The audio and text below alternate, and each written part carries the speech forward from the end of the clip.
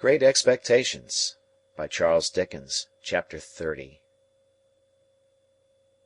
After well considering the matter while I was dressing at the Blue Boar in the morning, I resolved to tell my guardian that I doubted Orlick's being the right sort of man to fill a post of trust at Miss Havisham's.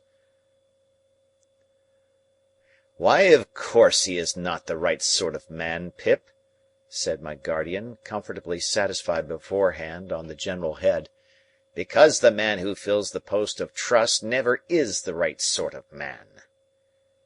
It seemed quite to put him into spirits to find that this particular post was not exceptionally held by the right sort of man, and he listened in a satisfied manner while I told him what knowledge I had of Orlick. "Very good, Pip," he observed when I had concluded. "I'll go round presently and pay our friend off." Rather alarmed by this summary action, I was for a little delay, and even hinted that our friend himself might be difficult to deal with. "Oh, no, he won't," said my guardian, making his pocket-handkerchief point, with perfect confidence. "I should like to see him argue the question with me." As we were going back together to London by the midday coach, and as I breakfasted under such terrors of Pumblechook that I could scarcely hold my cup, this gave me an opportunity of saying that I wanted a walk, and that I would go on along the London road while Mr. Jaggers was occupied, if he would let the coachman know that I would get into my place when overtaken. I was thus enabled to fly from the Blue Boar immediately after breakfast. By then making a loop of about a couple of miles into the open country at the back of Pumblechook's premises, I got round into the High Street again, a little beyond that pitfall, and felt myself in comparative security. It was interesting to be in the quiet old town once more, and it was not disagreeable to be here and there suddenly recognized and stared after. One or two of the tradespeople even darted out of their shops, and went a little way down the street before me, that they might turn, as if they had forgotten something, and pass me face to face; on which occasions I don't know whether they or I made the worse pretence, they of not doing it, or I of not seeing it. Still my position was a distinguished one, and I was not at all dissatisfied with it, until fate threw me in the way of that unlimited miscreant, Trabb's boy. Casting my eyes along the street at a certain point of my progress, I beheld Trabb's boy approaching, lashing himself with an empty blue bag. Deeming that a serene and unconscious contemplation of him would best beseem me, and would be most likely to quell his evil mind, I advanced with that expression of countenance, and was rather congratulating myself on my success, when suddenly the knees of Trabb's boy smote together, his hair uprose, his cap fell off, he trembled violently in every limb, staggered out into the road, and crying to the populace, "Hold me! I'm so frightened!" feigned to be in a paroxysm of terror and contrition, occasioned by the dignity of my appearance.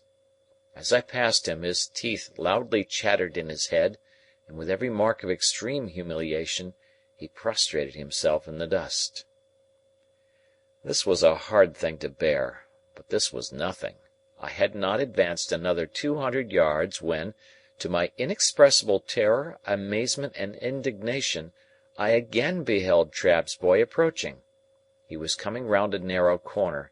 His blue bag was slung over his shoulders, honest industry beamed in his eyes, a determination to proceed to Trabb's with cheerful briskness was indicated in his gait. With a shock he became aware of me, and was severely visited as before, but this time his motion was rotatory, and he staggered round and round me, with knees more afflicted, and with uplifted hands as if beseeching for mercy. His sufferings were hailed with the greatest joy by a knot of spectators, and I felt utterly confounded. I had not got as much further down the street as the post-office, when I again beheld Trabb's boy shooting round by a back way. This time he was entirely changed. He wore the blue bag in the manner of my greatcoat, and was strutting along the pavement towards me on the opposite side of the street, attended by a company of delighted young friends to whom he from time to time exclaimed, with a wave of his hand, Don't know ye." Words cannot state the amount of aggravation and injury wreaked upon me by Trabb's boy, when passing abreast of me he pulled up his shirt collar, twined his side hair, stuck an arm akimbo, and smirked extravagantly by, wriggling his elbows and body, and drawling to his attendants, "Don't know ye, don't know ye, 'pon my soul, don't know ye." The disgrace attendant on his immediately afterwards taking to crowing and pursuing me across the bridge with crows, as from an exceedingly dejected fowl who had known me when I was a blacksmith, culminated the disgrace with which I left the town, and was, so to speak, ejected by it into the open country. But unless I had taken the life of Trabb's boy on that occasion, I really do not even now see what I could have done save endure. To have struggled with him in the street, or to have exacted any lower recompense from him than his heart's best blood, would have been futile and degrading. Moreover, he was a boy whom no man could hurt, an invulnerable and dodging serpent who, when chased into a corner, flew out again between his captor's legs, scornfully yelping. I wrote, however, to Mr. Trabb by next day's post, to say that Mr. Pip must decline to deal further with one who could so far forget what he owed to the best interests of society, as to employ a boy who excited loathing in every respectable mind. The coach, with Mr. Jaggers inside, came up in due time, and I took my box seat again, and arrived in London safe, but not sound, for my heart was gone. As soon as I arrived, I sent a penitential codfish and barrel of oysters to Joe, as reparation for not having gone myself, and then went on to Barnard's Inn. I found Herbert dining on cold meat, and delighted to welcome me back. Having dispatched the Avenger to the coffee-house for an addition to the dinner, I felt that I must open my breast that very evening to my friend and chum. As confidence was out of the question with the Avenger in the hall, which could merely be regarded in the light of an antechamber to the keyhole, I sent him to the play. A better proof of the severity of my bondage to that taskmaster could scarcely be afforded than the degrading shifts to which I was constantly driven to find him employment. So mean is extremity, that I sometimes sent him to Hyde Park Corner to see what o'clock it was. Dinner done, and we sitting with our feet upon the fender, I said to Herbert, "My dear Herbert, I have something very particular to tell you." "My dear Handel," he returned, "I shall esteem and respect your confidence." "It concerns myself, Herbert," said I, "and one other person." Herbert crossed his feet, looked at the fire with his head on one side, and having looked at it in vain for some time, looked at me because I didn't go on. "Herbert," said I, laying my hand upon his knee, "I adore Estella."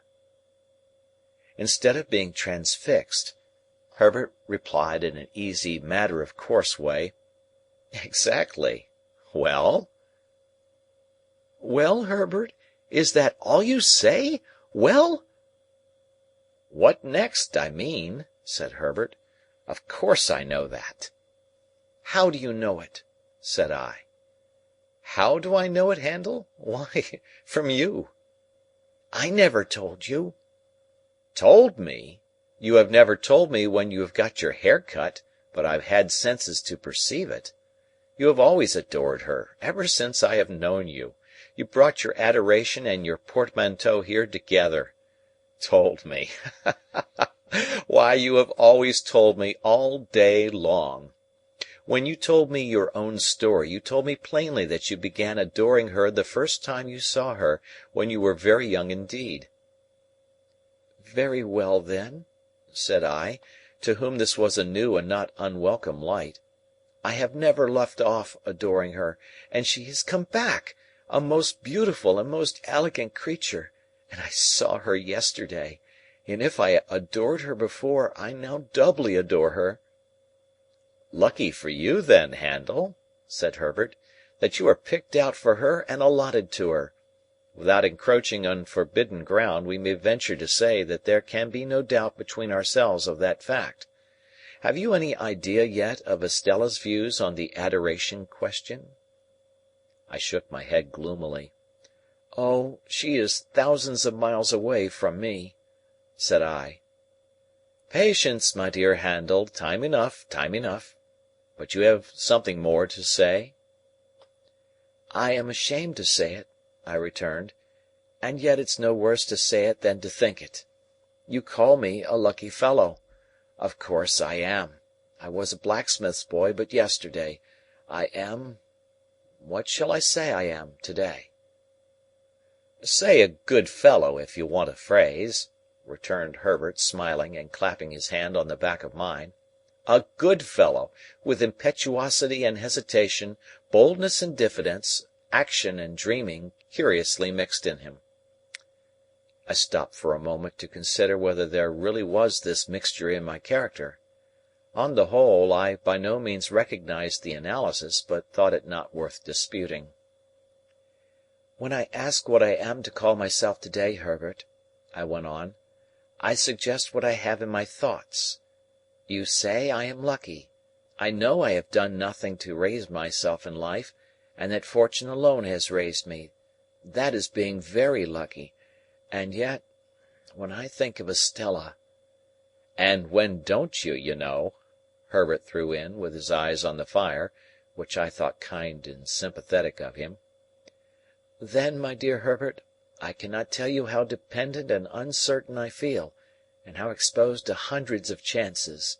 Avoiding forbidden ground, as you did just now, I may still say that on the constancy of one person, naming no person, all my expectations depend. And at the best, how indefinite and unsatisfactory, only to know so vaguely what they are!" In saying this, I relieved my mind of what had always been there, more or less, though no doubt most since yesterday. "Now, Handel," Herbert replied, in his gay, hopeful way, "it seems to me that, in the despondency of the tender passion, we are looking into our gift horse's mouth with a magnifying glass. Likewise, it seems to me that, concentrating our attention on the examination, we altogether overlook one of the best points of the animal. Didn't you tell me that your guardian, Mr. Jaggers, told you in the beginning that you were not endowed with expectations only? And even if he had not told you so, though that is a very large if, I grant, could you believe that of all men in London, Mr. Jaggers is the man to hold his present relations towards you unless he were sure of his ground?" I said I could not deny that this was a strong point. I said it—people often do in such cases—like a rather reluctant concession to truth and justice, as if I wanted to deny it. "I should think it was a strong point," said Herbert, "and I should think you would be puzzled to imagine a stronger. As to the rest, you must bide your guardian's time, and he must bide his client's time. You'll be 1 in 20 before you know where you are, and then perhaps you'll get some further enlightenment. At all events, you'll be nearer getting it, for it must come at last." "What a hopeful disposition you have!" said I, gratefully admiring his cheery ways. "I ought to have," said Herbert, "for I have not much else. I must acknowledge, by the by, that the good sense of what I have just said is not my own, but my father's. The only remark I ever heard him make on your story was the final one, 'The thing is settled and done, or Mr. Jaggers would not be in it.' And now before I say anything more about my father, or my father's son, and repay confidence with confidence, I want to make myself seriously disagreeable to you for a moment, positively repulsive." "You won't succeed," said I. "Oh, yes, I shall," said he. "1, 2, 3, and now I am in for it.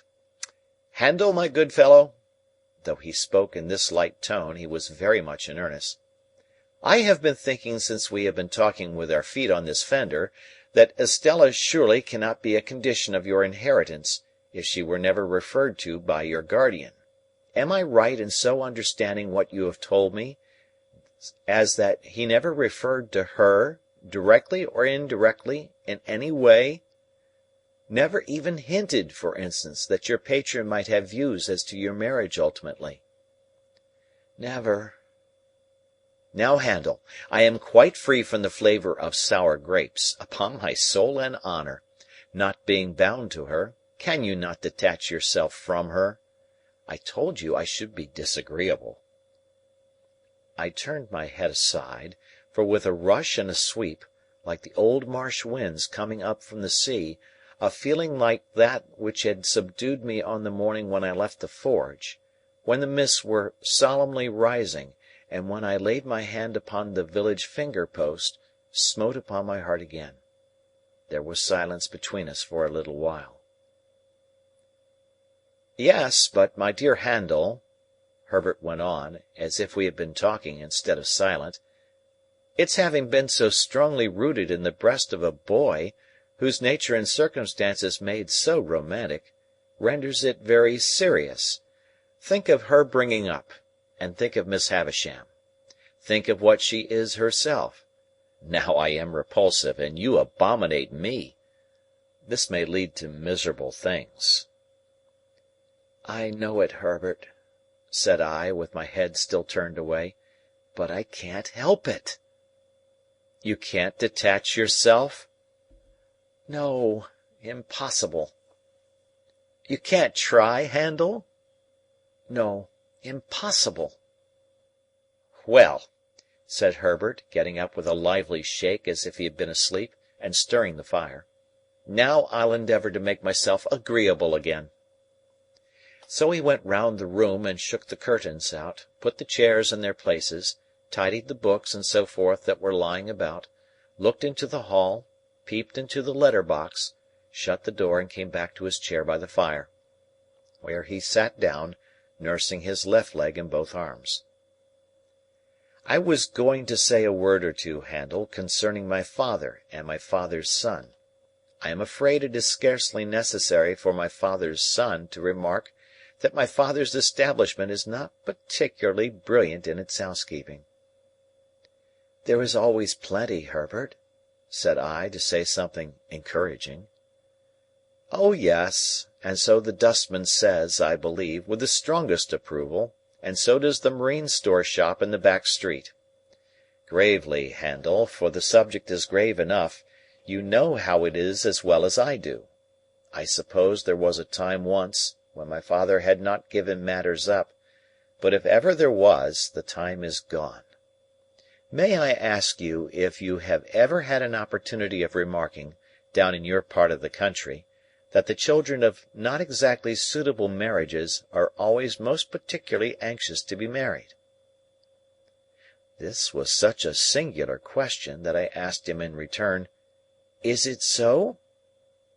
"I don't know," said Herbert, "but that's what I want to know, because it is decidedly the case with us. My poor sister Charlotte, who was next me and died before she was 14, was a striking example. Little Jane is the same. In her desire to be matrimonially established, you might suppose her to have passed her short existence in the perpetual contemplation of domestic bliss. Little Alick in a frock has already made arrangements for his union with a suitable young person at Kew, and indeed I think we are all engaged except the baby." "Then you are?" said I. "I am," said Herbert, "but it's a secret."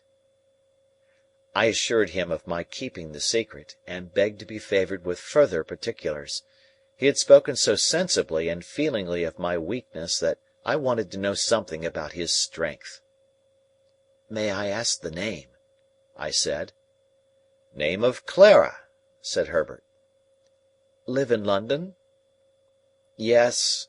Perhaps I ought to mention," said Herbert, who had become curiously crestfallen and meek, since we entered on the interesting theme, "that she is rather below my mother's nonsensical family notions. Her father had to do with the victualling of passenger ships. I think he was a species of purser." "What is he now?" said I. He's an invalid now," replied Herbert.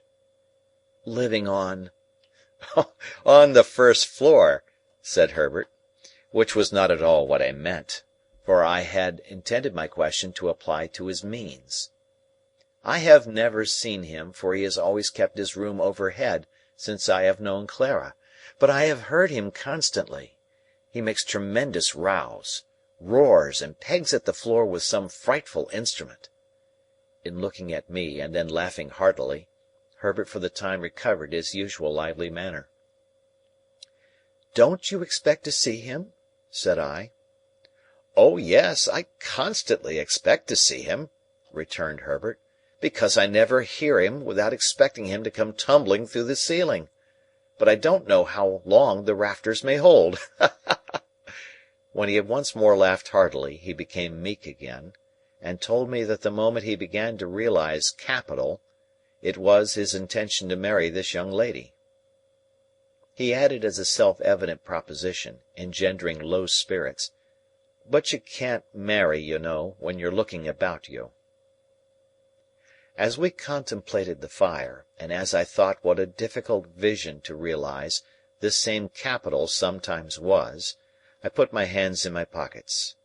A folded piece of paper in one of them attracting my attention, I opened it and found it to be the playbill I had received from Joe, relative to the celebrated provincial amateur of Roscian renown. "And bless my heart," I involuntarily added aloud, "it's to-night!" This changed the subject in an instant, and made us hurriedly resolve to go to the play.